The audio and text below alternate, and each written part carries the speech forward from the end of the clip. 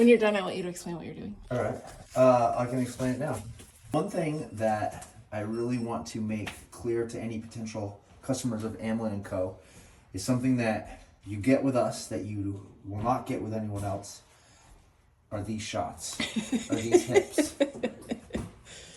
We are doing crown molding, and shout out Amos Maringer Builder, who had some guidance on doing some backing here so that we can get the crown elevated up to the ceiling.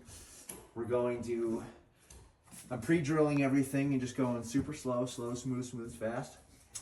Getting the backer in there, and then we will have, if you look on the side, the spacing pieces, the brown, we'll take those and put those on the flat and trim them so it looks like that the cabinet extends up another 3 inches or so. Yeah, from my angle, it's kind of hard to see, but there's probably how much space between that and the ceiling? 6 inches. Yeah. Or so.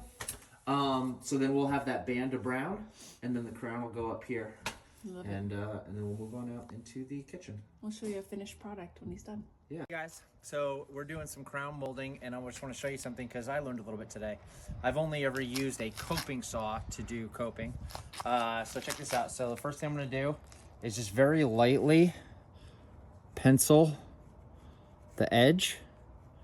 So this is the material I need to remove, but I need to see this as good as I can to get a really crisp line when I cope. So what this is called is a flap disc, and I had never seen this, so you can kind of come around wherever, babe, and watch how fast this takes material. So ultimately in coping, if you guys don't know, I need to make this line crisp so that it can butt up against another piece of crown. And so literally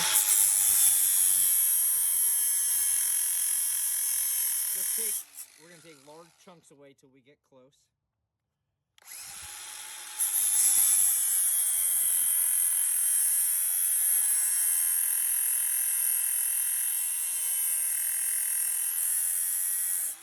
And then as we get close, come around from the top, babe. So see that line? So as I get close, I just start to finally use a lot of touch.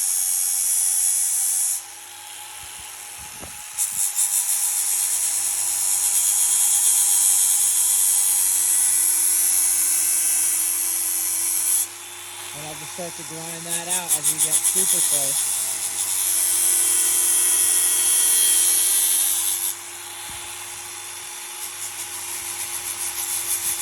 And I get lighter and lighter as I follow the S-curve around. And then I just play with it, kind of artsy. And I get as close as I can. And then I just keep moving the tool around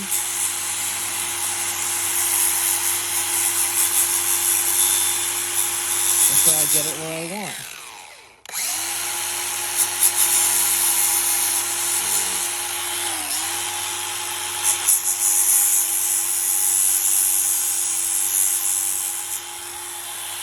And then I'll just dial that in and I'll kind of show it up into the sun and I'll look for lines. And this actually gets lopped off at the top. I should have done that first, but you can see how clean that is. Great. It's awesome, right? I was just doing out there with the coping.